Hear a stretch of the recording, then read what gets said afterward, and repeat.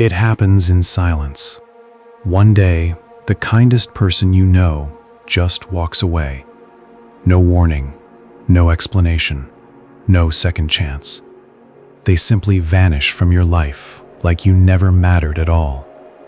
And the first thing you think is, what did I do?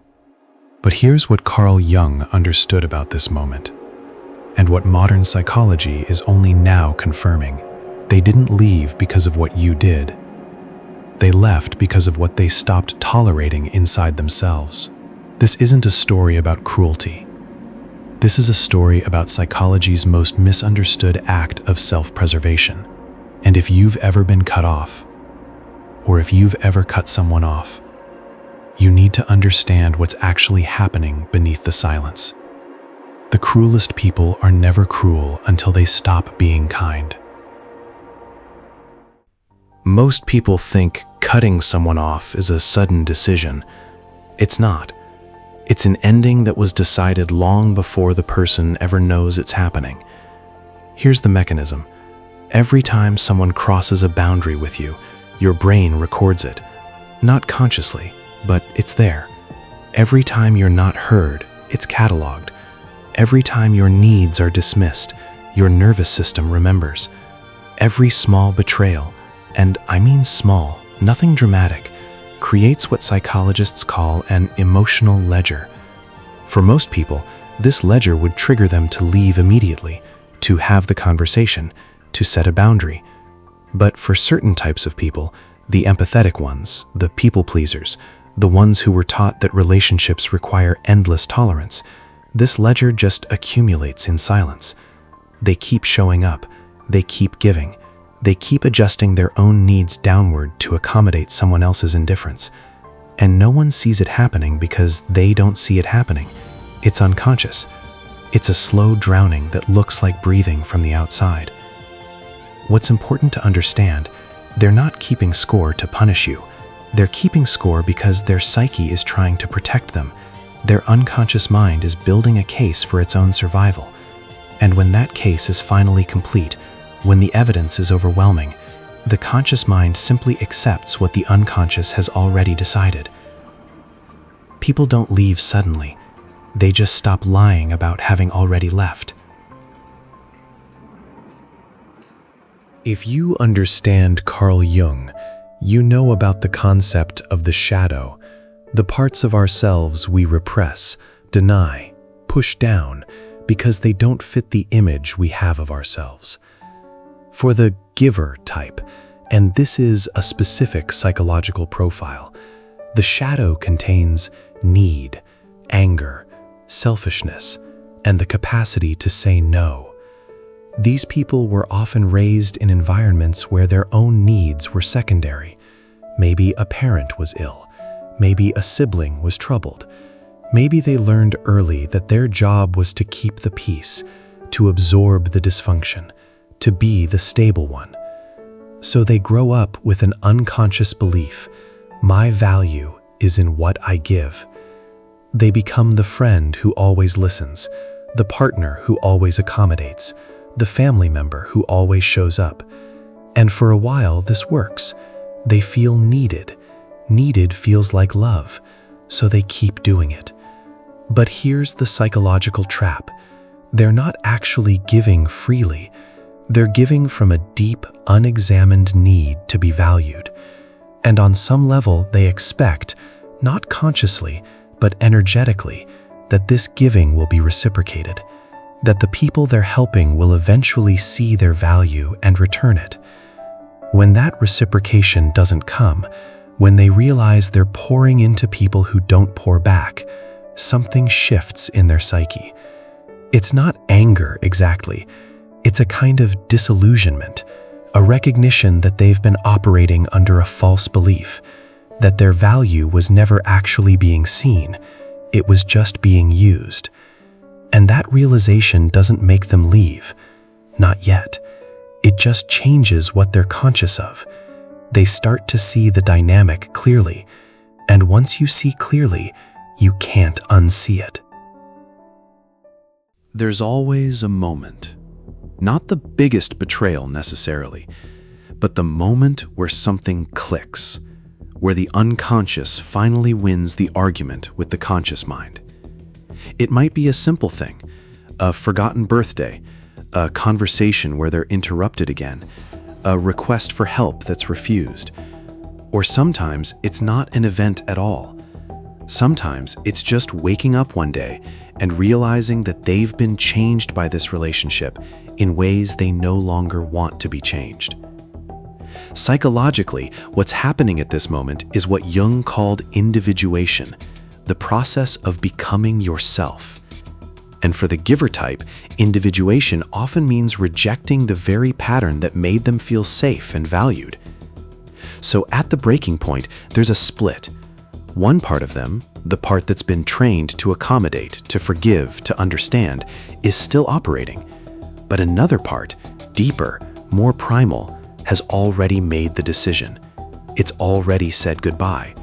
It's already calculated what it will cost to stay, and it's decided the cost is too high.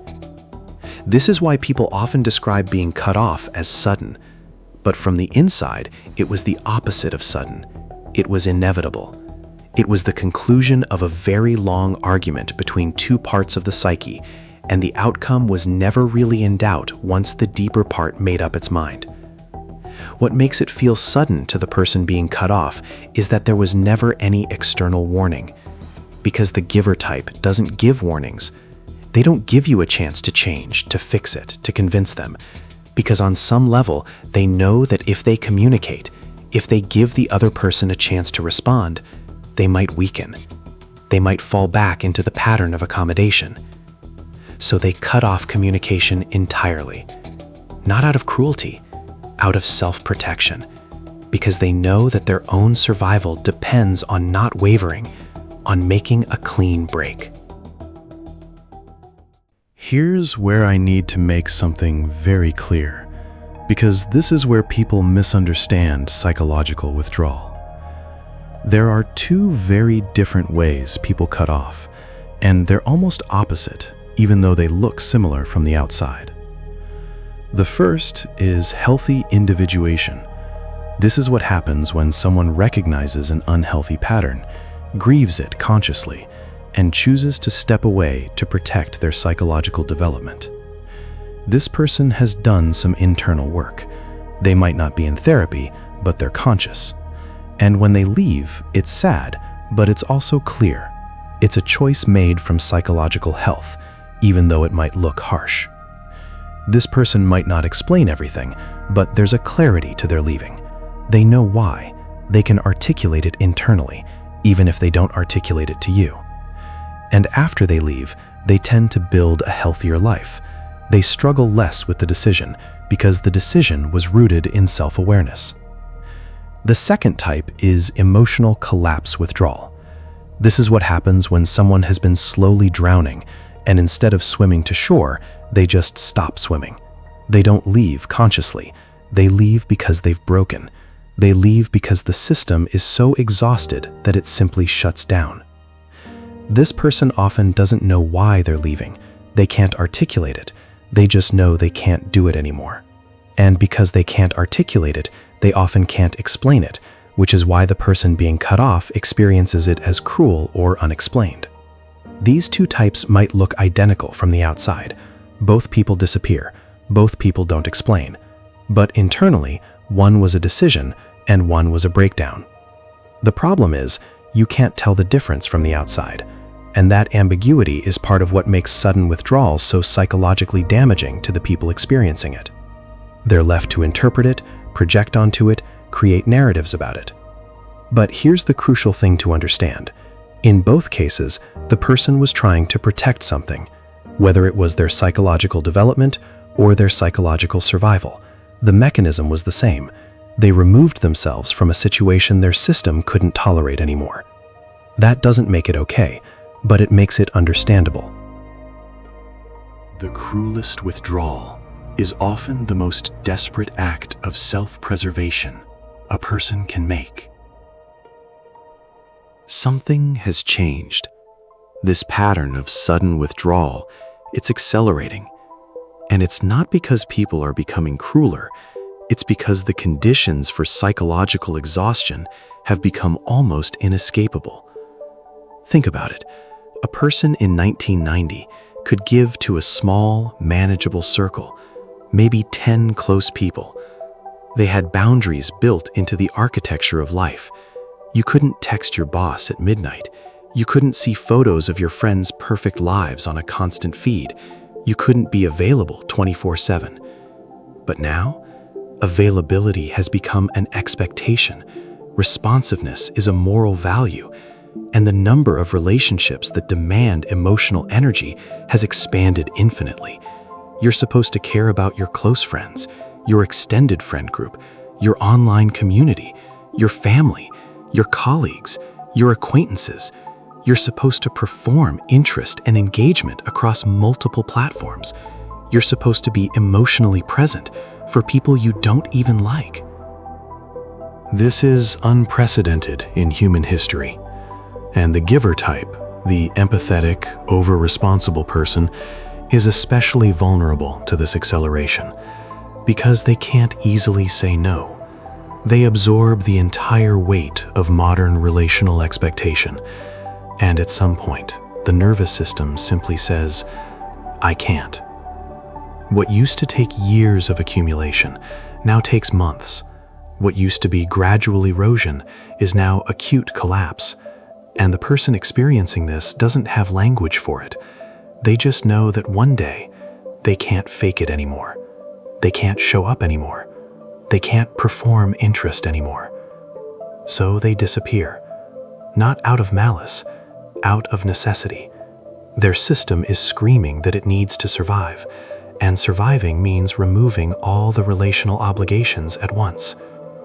This is why sudden withdrawal is increasing. It's not that people are becoming less kind. It's that the conditions of modern life have made kindness, endless, available, performed kindness, almost impossible to sustain without breaking yourself. What happens after the withdrawal? This is important because it reveals the truth about what just happened. For the person who withdrew, there's often a period of what looks like coldness. They don't respond. They don't seem to care. From the outside, it appears they've simply moved on, unaffected. But what's actually happening is profound psychological reformation. They're in what Jung called the death and rebirth phase of individuation. They're losing an identity, the identity of being the giver, the accommodator, the one who can be relied upon. And that loss is real. It's a grief. Even though it was necessary, even though they chose it, consciously or unconsciously, losing an identity is a kind of death. For some people, this phase leads to genuine psychological growth. They rebuild with better boundaries. They learn to give from a place of choice rather than compulsion. They integrate the shadow. They accept that they have needs, that they can say no, that they're not responsible for other people's happiness. But for others, the withdrawal becomes something else. The persona they've rejected was so central to their identity that without it, they feel empty. The silence hardens. What was a necessary boundary becomes isolation. What was self-protection becomes self-abandonment. And here's what's almost cruel about this dynamic. The person being cut off goes through their own traumatic process: abandonment, confusion, a desperate attempt to understand what they did wrong, self-blame, eventual anger, and if they're not careful, a kind of hardening toward relationships altogether. So both people are changed, both people are broken open, both people have to rebuild. But because it happened in silence, because there was no explanation, no conversation, no mutual process, the healing for both people is isolated and painful in ways it didn't have to be. The psychological aftermath of sudden withdrawal is devastation on both sides. It's just that one person sees it coming from the inside, and the other person experiences it as a sudden impact.